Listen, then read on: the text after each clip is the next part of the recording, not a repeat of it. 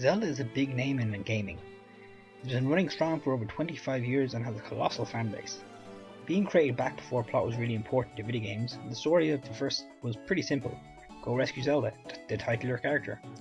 As a result, despite being a namesake of the series, Zelda was really just a clone of Princess Peach, a coloured sprite to get to at the end. They gave her some more importance in A Link to the Past where she was the leader of the sages, but it was still the same rescue the princess formula.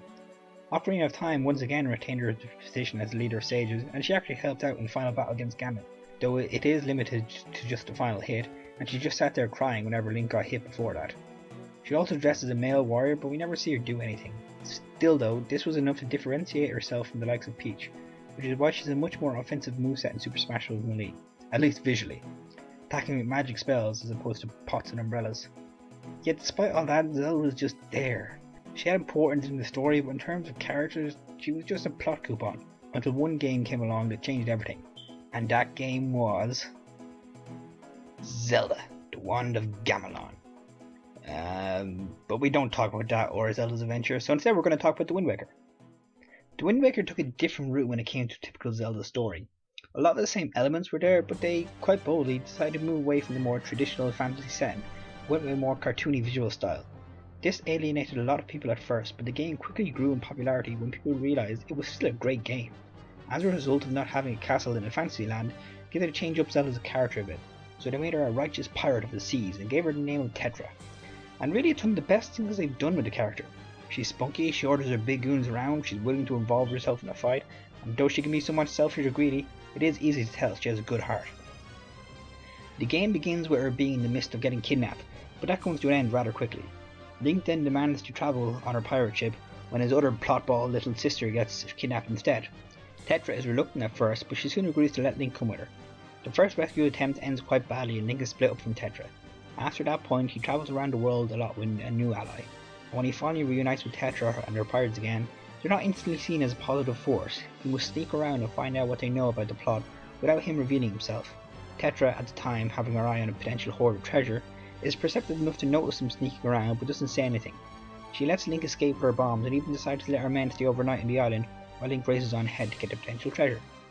This meetup is interesting in several ways, as it's the first to indicate there's something more to Tetra.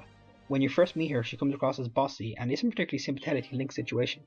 In this encounter, we see her giving her underlings the night off, yet she does so in such a begrudging way, you can tell she's just trying to save face. Zelda has a nice mythos, but as far as stories go, it doesn't try, nor does it need to be something sprawling and grand. This is why it's such a great encounter. It's actually showing some genuine traits in Tetra that aren't used purely to move along the plot and fight the bad guy. The next time we see Tetra is during Link's second attempt to rescue his sister. She suddenly appears with her underlings in the middle of Ganondorf's fortress, revealing she's been helping him throughout the entire dungeon. But she's not being the kind for the sake of being kind or saving the world. She sees a potential ransom on the head of the girls who were kidnapped alongside Link's sister. After fulfilling her pirate duty, she helps Link go from Ganondorf, where we actually see her doing some visible combat. Not really enough to make a full Super Smash Bros. Moveset from, but we do see her attacking Ganondorf and trying to help Link, even if she is outmatched. At this point in the game we learn she is Princess Zelda, bearer of the Triforce of Wisdom. Realizing the danger of the situation, Tetra accepts the whole responsibility, though she isn't overly ecstatic about it.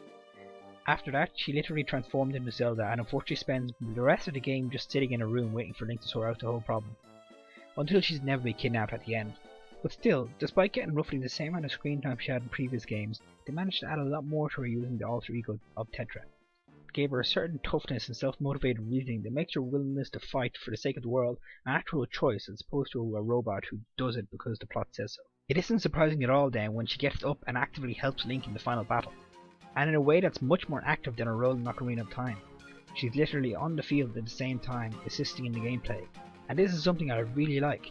The plot of Zelda is about the bearers of the Triforce, Ganondorf, Link and Zelda, so it just feels right for Zelda to involve herself in Ganondorf's demise.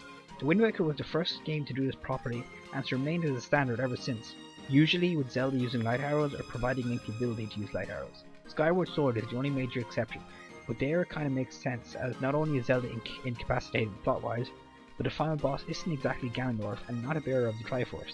The game also carries more of a duality theme than a trinity theme, so a one-on-one duel fits. Zelda is also much more independent and active in Skyward Sword overall, despite most of her accomplishments being off screen. As to be expected from a series that has lasted so long, the characters will eventually develop, and in the case of our titular princess, I believe her appearance as Tetra in The Wind Waker was Zelda's first major stepping stone, moving away from being just another princess to save. Of course, Phantom Hourglass still tried to ruin things by bringing her back, only to have her petrified for the entire game.